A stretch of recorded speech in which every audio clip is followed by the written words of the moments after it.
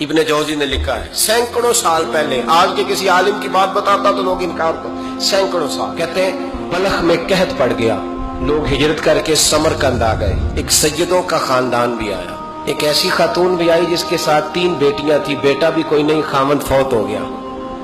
مسجد کے ساتھ مہمان خانے بنے ہوتے تھے، وہاں اس نے بچوں کو ٹھہرایا اور نکلی سمرقند میں کہ کوئی آدمی مل جائے اور اس سے کہوں کہ تھوڑی سی مدد ہو۔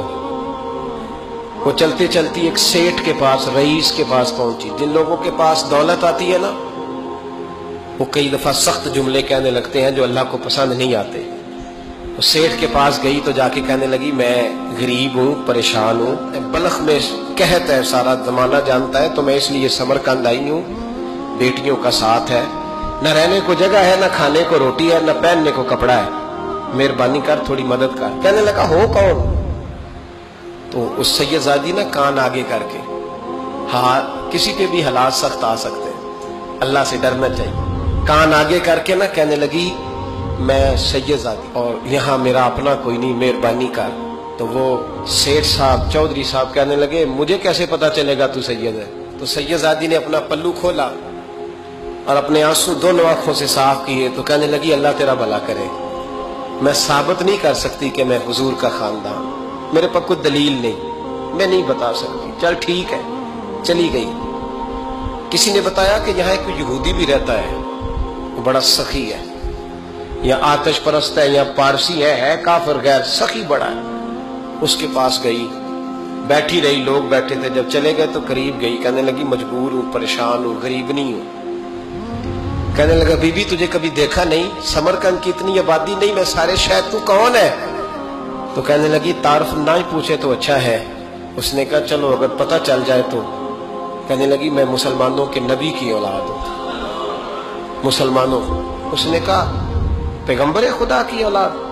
اٹھ کے کھڑا ہو گیا، بی بی کو ساتھ لیا، گھر گیا، کہنے لگا جو صاف ستھرا کمرہ ہے نا اسے پھر دھو ڈالو، ایک دفعہ پھر دھو ڈالو۔ کمرہ دھلایا، صاف کرایا، پھر کہنے لگا بی بی میرے برتن زیادہ صاف ستھرے نہیں، میں نئے نہ خرید کے لا دوں۔ پھر نئے برتن لایا، پھر اپنے بچوں سے کہنے لگا اونچا نہ بھولنا کہ سیدہ فاطمہ کی شہزادیاں آئی، یہاں کوئی شخص اونچی بات نہ کرے۔ پھر کہنے لگا بی بی جو میرا بالکل طیب اور حلال رزق ہے نا، یہ اس میں سے لنگر ہے، لیکن چونکہ میں غیر مسلم ہوں، مجھے سلیقے نہیں آتے، جیسا تیسا بھی ہو نا اسے قبول کر لینا۔ خاتون کو کہنے لگا یہ گھر ہے، جب تک جی چاہے یہاں رہنا، اور دیکھنا ہو سکے تو رات اپنے نبی سے سفارش کرنا، میرا بھی کوئی مسئلہ، میری بھی کوئی قبولیت کہیں ہو جائے۔ وہ مسلمان کہلانے والا رات کو سویا، کہتے جنت سجی ہوئی ہے، لوگ جنت میں جا رہے ہیں، لائنیں لگی ہوئی ہیں، نبی پاک لوگوں کو جنت میں بھیج رہے ہیں۔ میں بھی دوڑ کے لائن میں لگ گیا، فرشتے نے میرا بازو پکڑا، کا پیچھے ہٹ۔ تو میں دوڑ کے حضور کی بارگاہ میں گیا، میں حضور سارے جنت میں جا رہے ہیں، یہ مجھے نہیں جانے دیتا۔ نبی پاک نے فرمایا تو کون ہے؟ کہ یا رسول اللہ میں مسلمان ہوں۔ کہتے حضور مجھ سے فرمانے لگے کوئی دلیل ہے تیرے پاس؟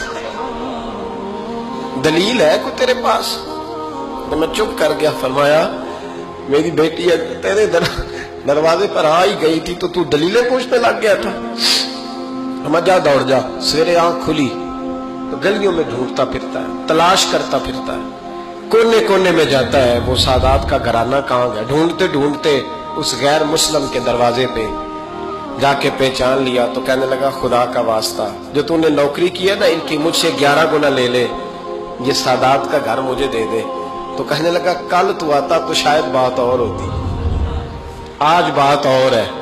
اس نے کہا مہربانی کر، کہا نہیں کل تو آتا تو معاملہ اور تھا، آج معاملہ آج اور ہے، رنگ بدل گیا ہے، حالات تبدیل ہو گئے ہیں، اب تو دیکھ داکھ کے آیا، جا دوڑ جا۔ کہنے لگا نہیں مہربانی کر، دے دے، تو غیر مسلم میں تیرا کیا تعلق؟ کہنے لگا چپ کر، غیر مسلم میں کل تک تھا، کل سے سجدوں سے پیار کیا ہے تو میرے حالات سنور گئے ہیں، وہ جو نظارے تو نے رات خواب میں دیکھے ہیں میں نے جاگتی آنکھوں سے دیکھے ہیں، میں نے جاگتی آنکھوں سے، اور تو نے کسی مفتی پیر عالم کے ہاتھ پہ کلمہ پڑھا ہے، میں نے رات محمد عربی کے ہاتھ پہ کلمہ پڑھا، رسول اللہ کے ہاتھ پہ کلمہ پڑھا۔ دین کی بات پھیلانا صدقہ جاریہ ہے، ثواب کی نیت سے ویڈیو کو شیئر ضرور کیجیے۔ جزاک اللہ۔